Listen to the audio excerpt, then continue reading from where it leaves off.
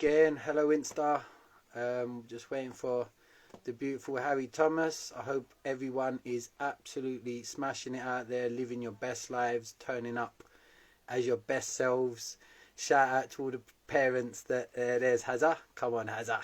They're finishing up their homeschooling sentence. But well done. I've just done a little video on my channel, James Mannion Coaching, about that. Hazza, do I need to send you an invite? Hold on, let's just add Hazza.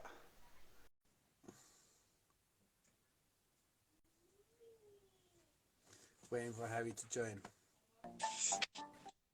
Harry! Boom! Yeah. You can see the energy's coming back, Hazza. The energy's coming back. Sending it your way now. Send it, baby. Send it, absorb. Take that shit. It's a bit had an eventful week. Flipping neck, mate. Flipping neck. Hello to everyone who's joining. Yeah, to be a life coach, people, don't mean that you're rosy and positive every second of every day, because sometimes life can be shit. I've had a testing time, Hazza. We've not even... Do you know what I like about this one? We've not spoke, have we, at all? This is authenticity at its finest. Shout out to Jojo. Shout out to Jodes SLFC join. Big up yourselves. But yeah, Hazza, what a testing time, mate. What a testing time. But I'm coming through it. We're coming through it. That's the big thing. You're taking a lot from Shout out to It's Chloe. I'm on it today, Hazza. I'm on it. I'm not letting anything slide. So take a lot from the last week then. Yeah. I mean, obviously the group work with yourself and all the incredible shout out to everyone on the Hazard's group as well. Beautiful people. I can't believe I called Sophia Sylvia. I messaged her privately and told and was like, I'm so sorry. Talk about not being present. But yeah, it is, mate. Testing, all health things as well. So it's all been meaningful testing stuff. Do you know what I mean? I've actually got to go and get some more scans done tomorrow myself. So Let's Talk Health is real, people. Let's just say that we're all battling real things out here, which I'm sure we'll touch on. But yeah, mate, it's been testing. I was low. I haven't been low like that in ages, but it was an accumulation of, like I said, mother-in-law literally has us. We thought she was dead. Like basically that. So that happened, and then what's happening with Gaz? Yeah, it piled on, and I was literally doing the life coach fight of yes, but I'm living in the now. But then part of me's going, yeah, but you're now shit. And that's fine. That's the thing is I stopped battling it. And do you know what I did do actually? I started listening again to my good mate Eckhart Tolle. Because it just makes it simple, doesn't it? What's that? It simplifies things. Simplifies, but I'm still at a stage, and I think this is what I know what humans need to accept as well. No matter what job you're in, and again, it's why I love life coaching, is always being all right when you don't feel all right. That's fine. That's absolutely fine. You haven't got a pedestal to live up to. I did that for a bit. I was battling. Oh, I'm a life coach. I'm working. What about I've got to turn up for the people that we're working with that are really sick, that we definitely know are really sick. Shout out to Luna, Ison, Periodaware. So yeah, mate, it's been testing, but yeah, we're here, mate. We're showing up again. We're here to fight another day. We ain't done a Lads Talk Health in a bit, so I've missed it. Well, that was the one thing on Monday night, and I think that was credit to yourself. You still showed up, and no matter like how much was going on, that's strength in its own. And yeah, that was quite impressive to see. Mate, do you know how much it helped? Like, I literally sat there. If my wife had walked in, she probably thought, what are you doing, you weirdo? I just sat there and I was flicking through your faces. And I was just looking at your faces of everyone on there and just sucking it in. Like, I needed that as much as like I said, I showed up for you. That's why I showed up being complete. I didn't even show up for myself initially. But by showing up for you, I've got to show up for Hazard. and then just looking, and it was an instant reminder, just looking across all the faces, just people are amazing, human souls, we are so lovely. And just when you feel down, go find some lovely souls and just look at them. Because we're incredible. We are absolutely incredible. So Monday was a good session. Well done, you. Such a good teacher, Harry. I enjoy it though. I think what I loved about it is you got 7, 8 complete strangers in a room, and I knew it at the moment that one person just said, "Can I share something?" It just went, and everyone together on that part. And there's a few of you that had a lot going on in the week, and I believe that just the energy in that space made a big difference. Shout out Paul Murray. What's happening, Paul Murray? Yeah, no, it did, mate. It did. And that's what, again, that's the biggest advert for group coaching, is that it's because obviously it's not a one-on-one experience when it's like that. And that for that group, it's what I'm saying is why it's a great advert is, like you said, you could be, I could pick, and I challenge, this is what we got to start doing now, more of, Harry. We're not doing enough of this together as well. So I'm back on that as well now, as in, we know this works. Why? Because we experience it ourselves. We practice what we preach. And when we realize we're not practicing what we preach, we're aware of it to be able to speak to each other about it. And remember, big up Fatma, love you Fatma, always turns up, always shows up as her best self. So yeah, put in 10 straight, you could put 10, mate, we could put as many strangers. I mean, look what we're doing with the people that, when we meet the people that are sick and all their families, that's pressure group coaching right there, Hazza. Because if you're into an inferno of mixed emotions, of a lot of negativity, a lot of suppressed negativity, which isn't healthy, you know, people scared to show how they're feeling, then there's the hope that's creeping in. But so what I'm saying is, you can put people together in any environment, providing you put them in an environment where you make sure it's a safe, you make sure they know you're all right. Don't matter what you got going on right now, you're in this room right now, so you're all right. You don't have to share, don't have to say anything, and then just watch what happens. And then that platform, that foundation of it's just a solid foundation to give someone straight away. You're all right. It's all right. You're all right. Come over. It's all right. Just sit, chill, do whatever. Just be right now. Just be, and see where that takes you. And just by being in this moment now with these strangers, like what happens on Mondays, is, like you said, the space, the energy, the energy in even the silence feels safe. And then it's the ripple effect. Someone will share something.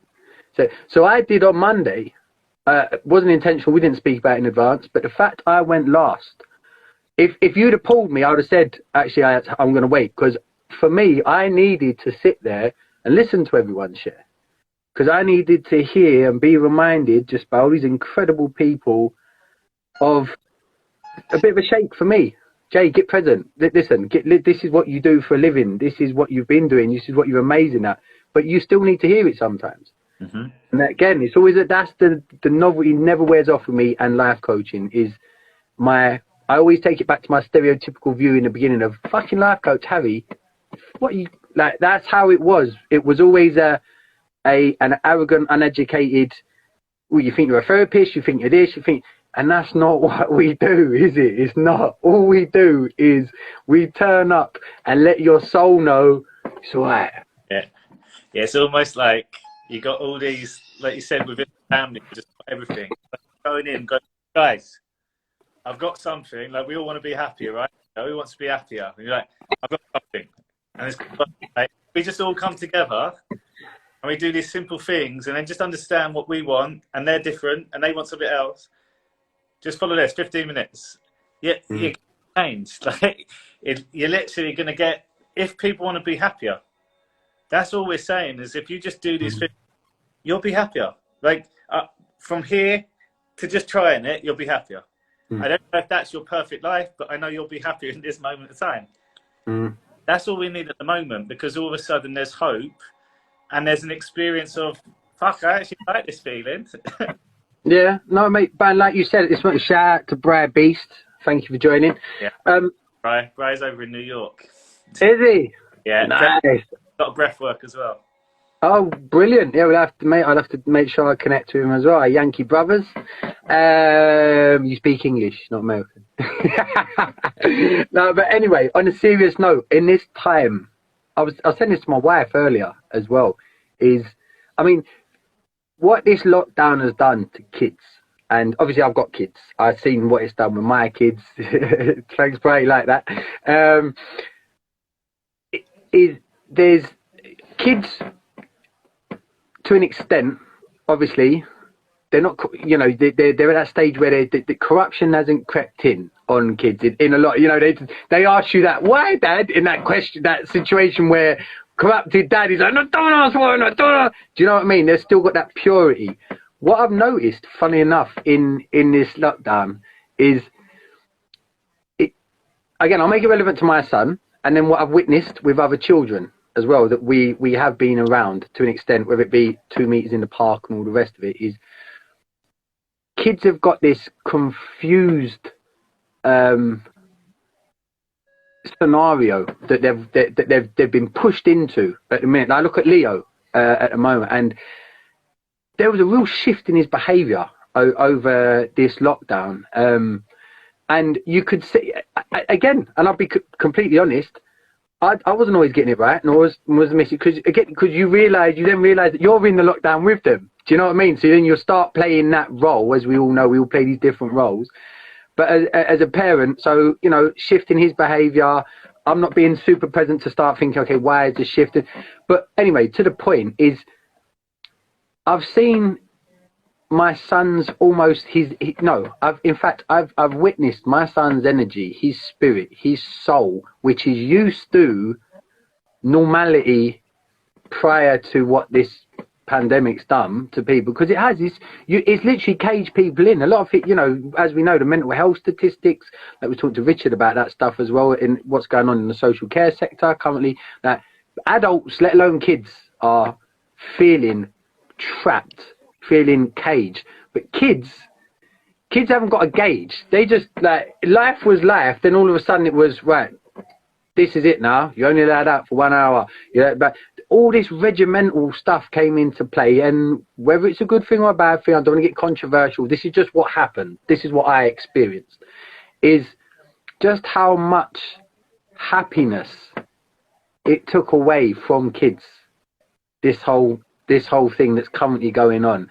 And I was talking to the missus about it earlier, and because the thing is, I know this is the case because, parents, you with the school thing, you talk to other parents, and my mum, what she does, she's working with kids. So I'm speaking to her, I spoke to her at length. I stayed with mum last night, actually. Shout out, Mumsy, I love you.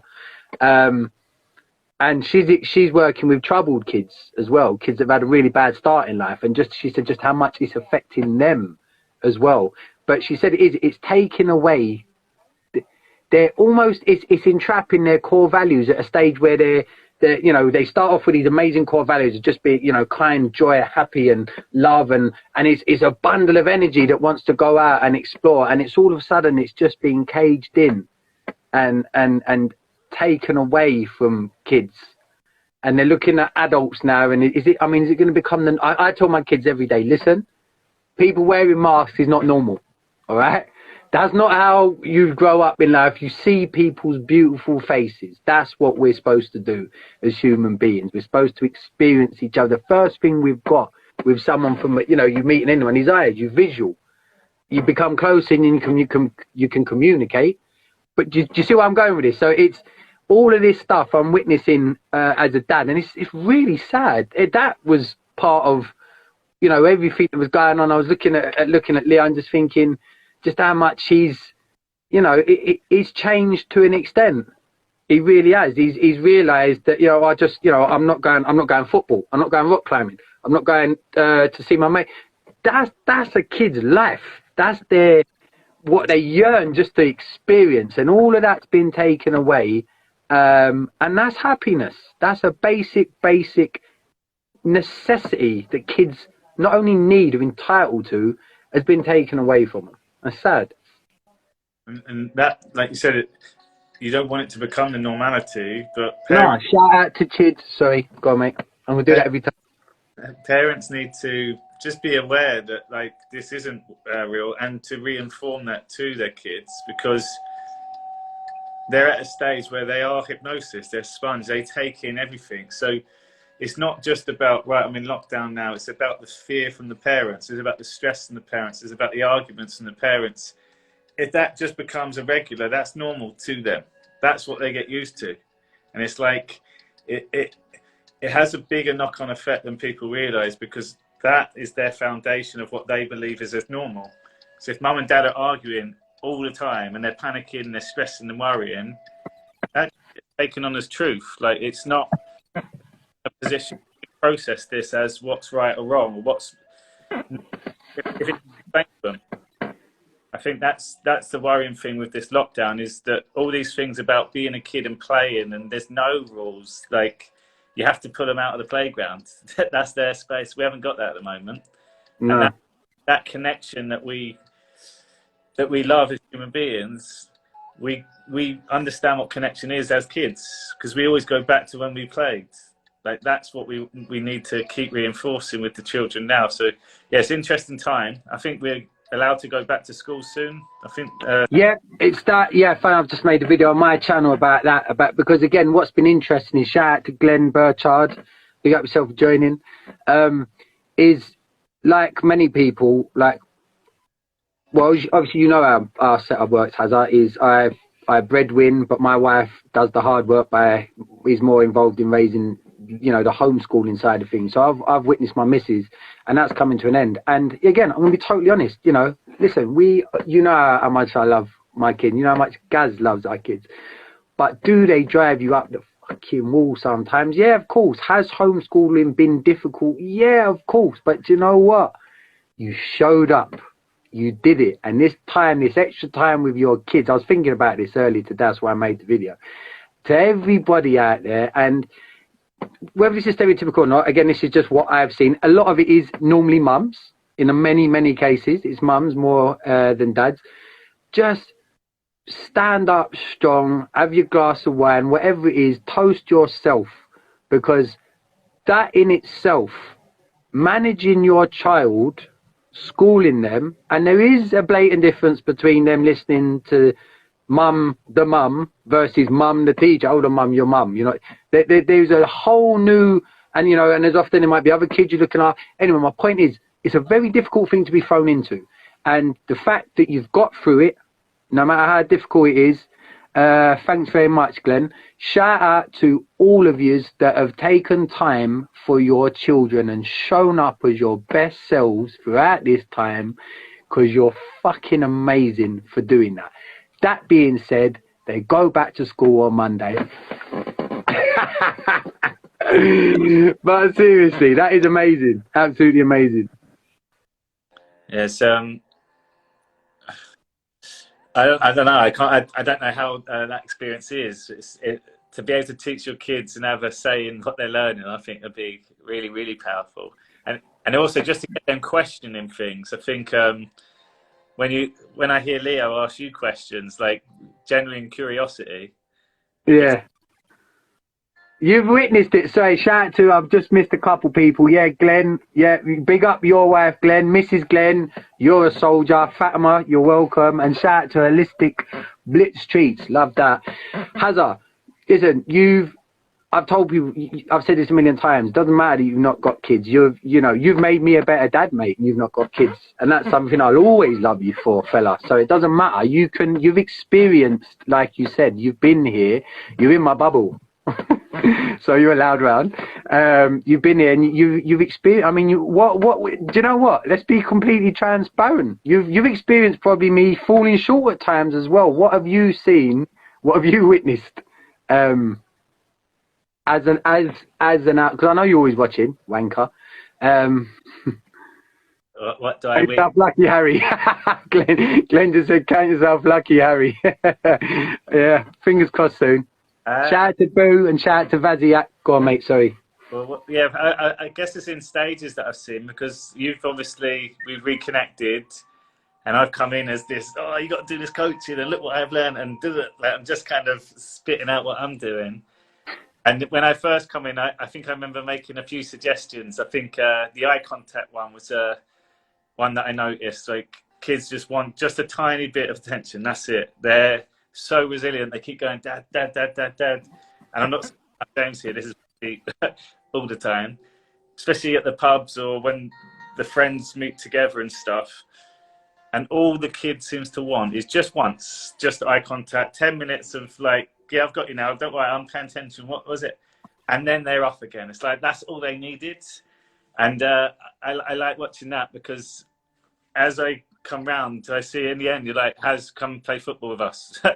Like, it's proper time that you got with them. And then I also like the way that you talk about the conversations that you have with Leo, whereas before you found yourself answering his when he was like awkward silence, or he was thinking, and now you're like, wow, his answers are not just impressive, but I think it kind of showcased your parenting.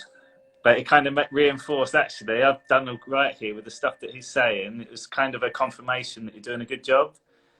And then the last one was the one that kind of stuck with me, was holding the space when yeah, when there was a tiny bit of telling off to be done, but you didn't. You just held the space, and we all saw that, how it worked in the 4 adults in the room. I just watched, and it was like we all knew it was going to happen. So yeah, for me, it's brilliant, because it's the simple things you put into place and they work straight away, and you're like, oh my god, this is amazing. And it doesn't really take much to do that. It don't. But what's interesting is, from my perspective, I can only speak for myself, is that what you brought to light, because the thing with, like you said, the eye contact and taking, it was when you said to me, which you've just explained, but when you first pitched it to me about when you said, you know, your analogy was the pub situation of where the kid just wants to get that full eye contact, like zoned in, I've got my dad, attention, sort of thing. And I thought at the time, I do that. But then I realized, no, I don't do that. Sometimes I do, but there's so many times where I'm too busy, apparently, with something apparently more important than doing that. And that was a big, that got me, it was like you kicked me in the nuts with that one, because it was like, shout out to the Maloney and Kilban. But yeah, that's been a game changer, and I strongly recommend that to parents. And the thing is, the truth is, the holding the space thing is so powerful with children. However, it can take time. Like what you witnessed, that was a 6 or 7 minute standoff. So you can't do that every single, because sometimes it wouldn't be safe to do that as well. But whilst you are at home, and when you're in that situation where little Tommy, little bastard, has done something, and you know you've got time to not do the easy thing, go sit on the step, go think about what you've done, or go to your room, where when you break that down, go to your room and think about what you did. You're telling a child to go to his room where he's probably got a lot of stuff to distract him, and think about what he did to get there. After a couple of seconds, Lego. It's counterproductive. There's no lesson in that. Shout out to Gabby. So when you can, and again, like I said, this is something that now it happened, and the beauty of this is this filtered out. While once one parent was doing it and it was clearly working, the other parent, then you realise, hold on, I have got time. Rather than shout at them, or rather than just shut the shit down so I can, we've go sit over there, or I'm going to punish you in a minute for that. But rather than, and then go off and do something which, let's face it, more than likely can wait a few minutes. Just look at your child, literally, get the eye contact. And even if it means you have to go over and sit down in front of them, or kneel down in front of them and look at them and let it unravel. what happens next. Because it will. Even if they walk away from you, even if they go and hide behind the Barbie house and look through each window, which is what you witnessed, look through the window up to the top, to the point where she dropped down so low, my daughter, she slithered along the floor like she was doing SAS training until she got over to me. Because in the silence, what I allowed, okay, was her soul, which is inherently, fascinatingly innovative and always soaking things up, both objective and emotional, everything worked out itself. I should say sorry for that. Mm-hmm. And that's the lesson. That I didn't have to say anything. Imagine not having to say anything, and then your child, she wasn't even 3 at that point. But it just shows you holding the space with your children. Do you know it also makes you? It makes you present with your children. Mm-hmm. Because to hold the space with your child, you switch. If you're actually holding the space with your child, it will actually switch off from whatever else, which isn't as important as your child is doing, and it brings you present with your child, and your child notices. Trust me, your child will notice your presence. And that's just a one time, and that was powerful. If you keep doing that, and you now that you express yourself to you without like a worry, like he just comes to and has a conversation now. And I think the other thing that I notice is parents like telling their kids off. They hate it.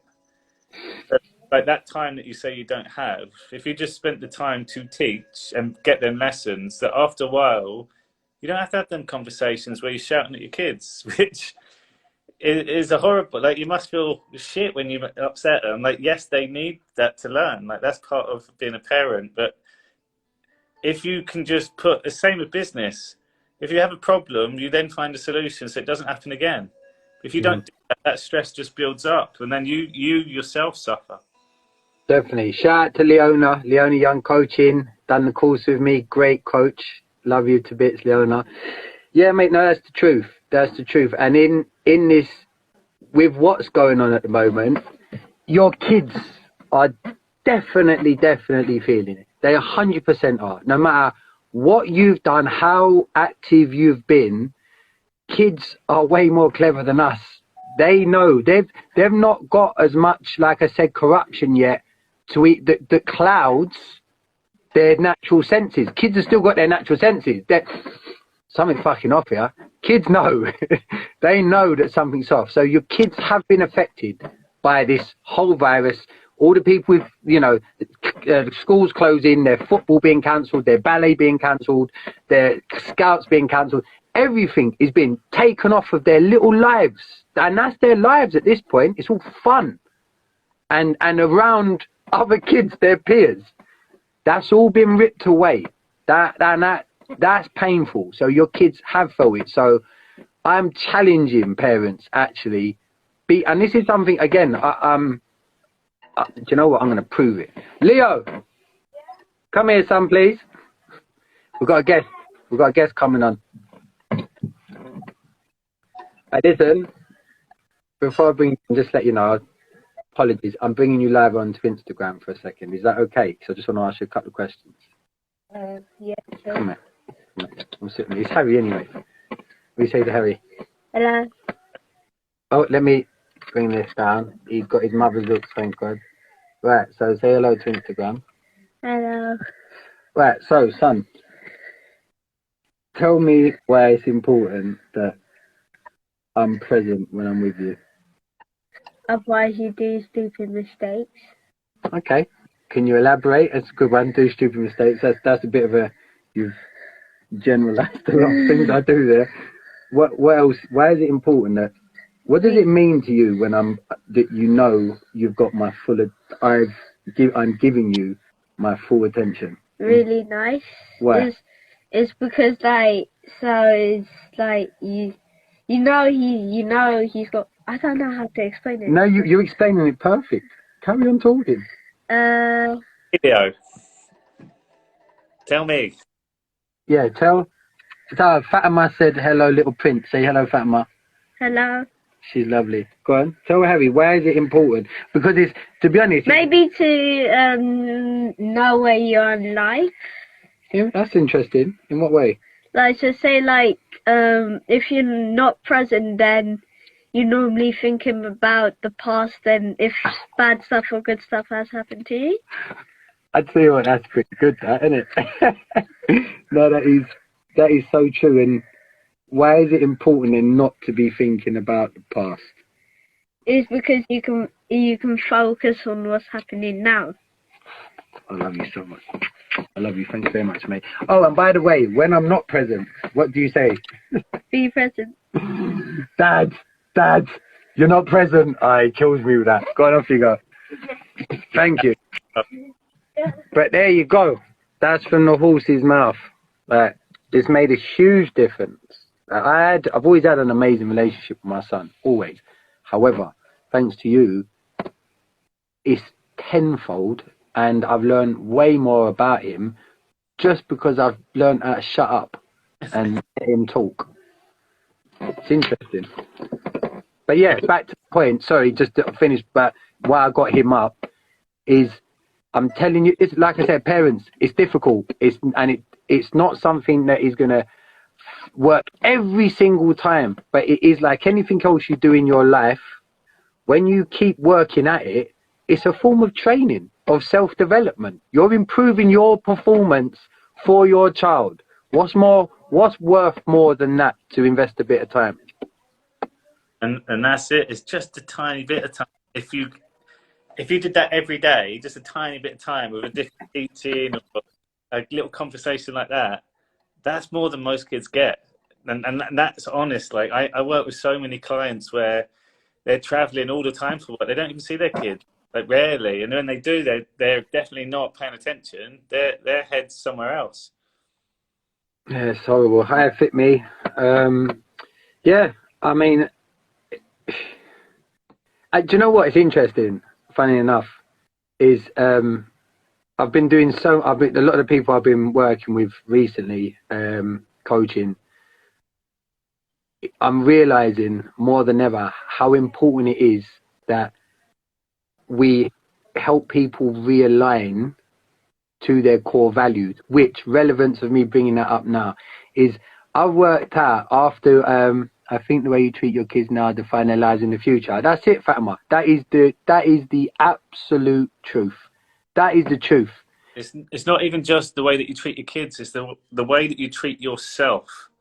That's where I was going, because the core. Sorry, Hazza, to cut in on that, but that is what I wanted to say. Is I realise now, your core values is your little inner self, your child. You don't change. The shell gets older, okay, and unfortunately the mind gets more corrupted, but the soul is ageless. You're still the same amazing little soul you was when all you was core values. That's all you was. And like you said, why are people getting sick at the minute?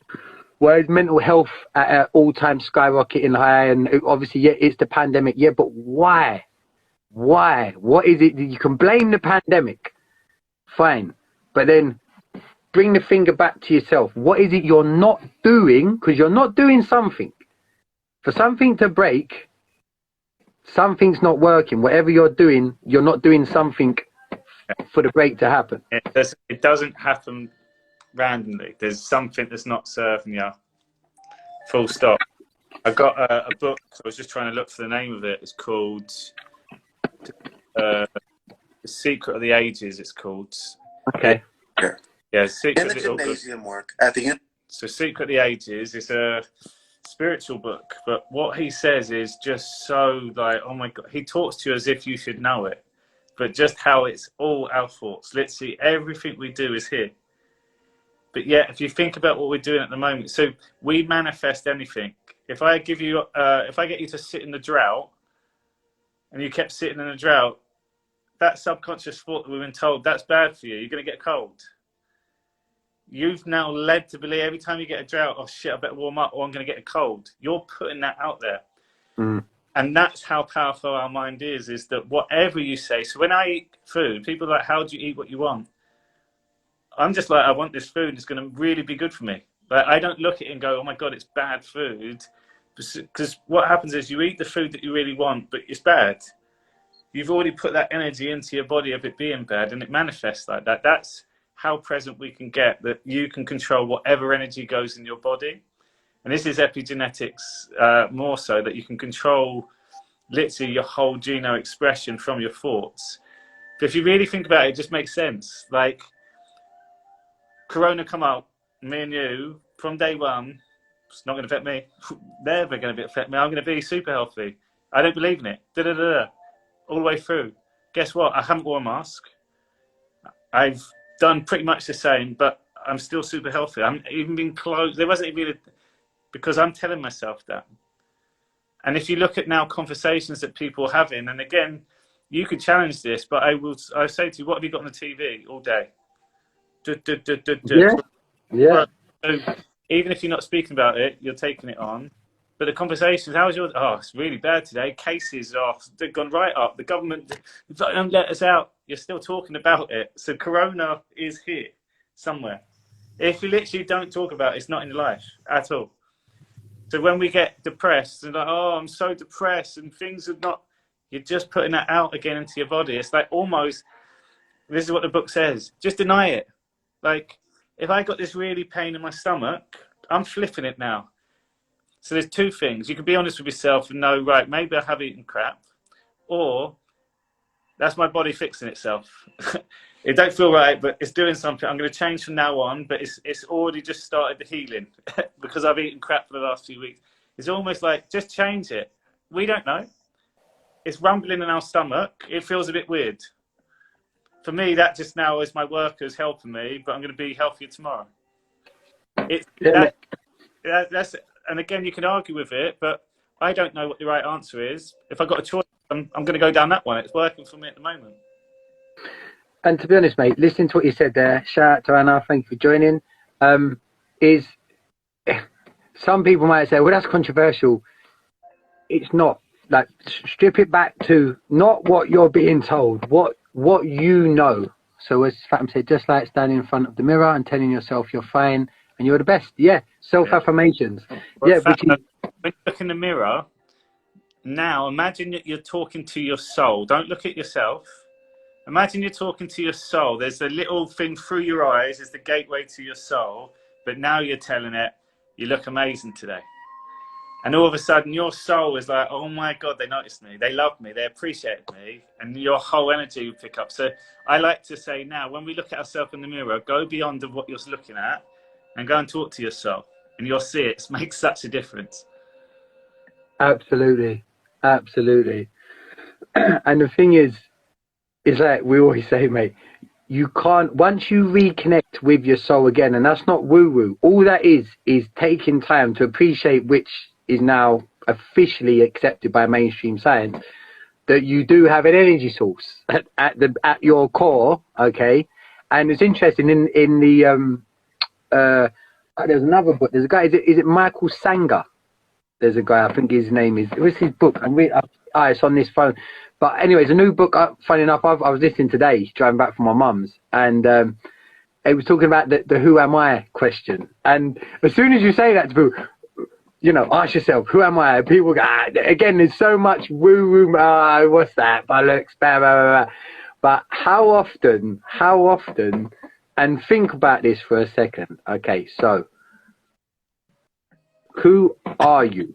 And when I'm saying who are you, so at the minute, first and foremost, I'm telling you now, you got a voice in your head. And that little voice in your head is just saying, no, I'm not, or you're talking, that's the voice I'm talking about. First and foremost, right?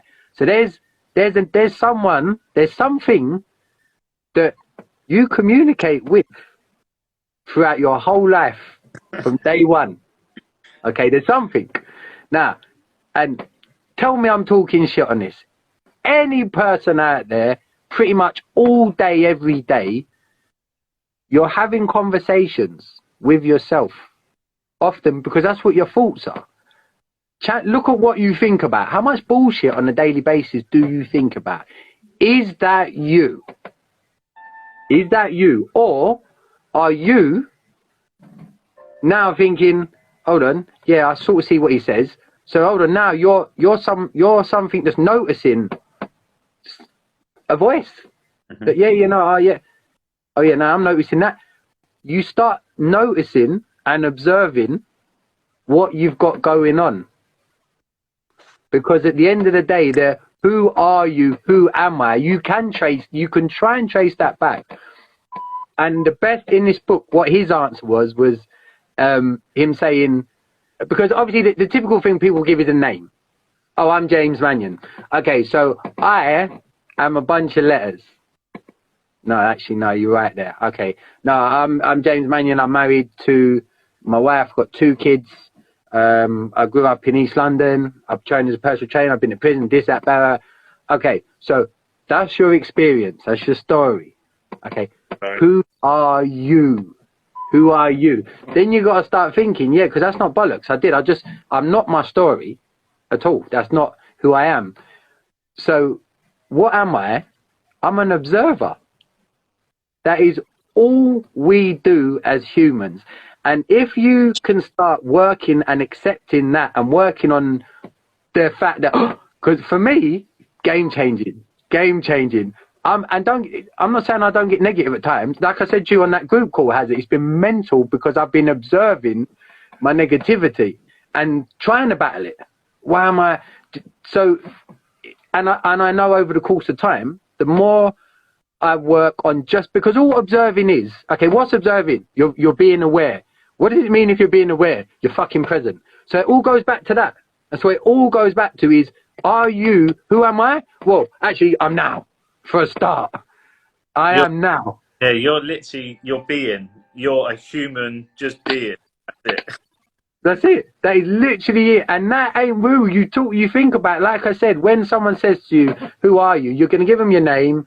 You can give them, like I said, a story that's made you up, some things that you like, but all of these things you're observed. Who the fuck are you?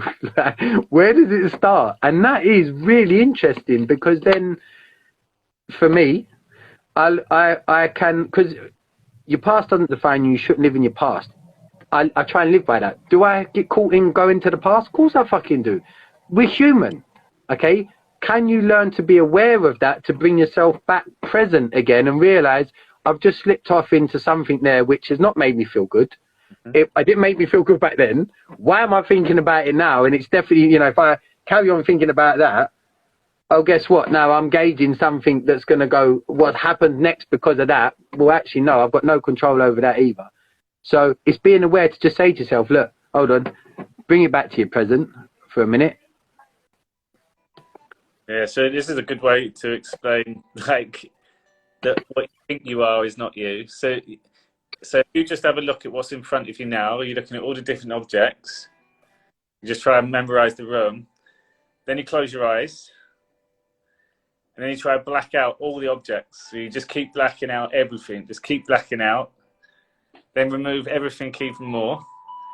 And then you just got empty space and you're blacking it out. Try and make yourself, like, black yourself out. And then what's left? There's still something there. You can't not get rid of it. That's awareness. That's right. So to build on that, so imagine now you're in a room with your football team or your dancing team, wherever it is. You're in a room with a group of people that you care for, and there's a piano in that room. Okay. Take out the piano of the room. Does it really matter to you in any way? No, it doesn't. You can still be. Take out your friends and then group of people. Does that matter to you? Well, yeah, a bit, because I'm going to miss them, but will you still be able to be? Well, yeah. Okay. Now take out your awareness. Being able to be aware. It's impossible. Have you got a problem with that? Fucking massive. So do you get that's the point, is that is all you ever are, is it. Well, if you're being present, is you're being aware of your now. Okay, that is what you're being. That is you being. But most of us don't do that, because most of us are 90% of the day thinking about things that have already happened. That's a fact. I experienced that with everyone we work with. And you know what's really interesting is the people that have made me realise that, and this goes back to prior to training to become a life coach, is the people that we've worked with that are dying, that have been told they're dying. It's the lessons I learned off of them, because for me, there was nothing woo in what they were saying. They've been told they're dying. So whatever they're telling me at this point, that is a place of, right, I've got fuck all to lose. Like, I'm doing this. And it is all of them. Become present. Fuck anything that's happened before. It's crazy how you have to get to that point. And they say that often as well. I can't believe I've waited to this point to not do that anymore. To tell this, like, to list off basically all the stuff that they meant absolutely nothing to them, and most importantly, had nothing to do with their present situation ever. It was all stuff that had gone. But yet we let that manifest, and it leads to sickness, and that's been proven. Stress is a killer. Again, we're saying the same stuff. Yeah, we know. And what's stress? Stress is stuff that always stems from shit that's already happened that you can't do anything about anymore. Mm-hmm. Simple as that. Yes, it when you explain it, it is obvious. It's not easy at all, and it takes so. I think the first thing is just grasping it, and then I think when you start trying to be that observer, and you realise, wow, I did react quite well, but now you're kind of looking at your reaction, you kind of get out of that drama quite a lot. It's what I find interesting though is when you do get a confrontation with someone that has been like quite prevalent in your life, and then you do get straight back in that drama again, and it takes you a while to even realise, what am I doing? Like, yeah, because that's the whole role thing. But again, that's really interesting. What I've dealt with over this last week with nearest and dearest is, and do you know what? This is what I'd strongly encourage people. I never bear grudges. I've been one of them people. I've never bared grudges. I'm not saying that to toot my own trumpet. It's just that the way I am. And it drives my missus mad actually, because I can get over an argument in a second. It's like, come here, baby. It's too angry. But point being, I've found recently that by not communicating, by not being present with, hello to Malfonza Bonza, love that, and Jim Smart, by not being present enough with someone I love to bits, and holding on to something that had happened, and not even holding on to it. It's something that happened, and there was like, we didn't speak about it.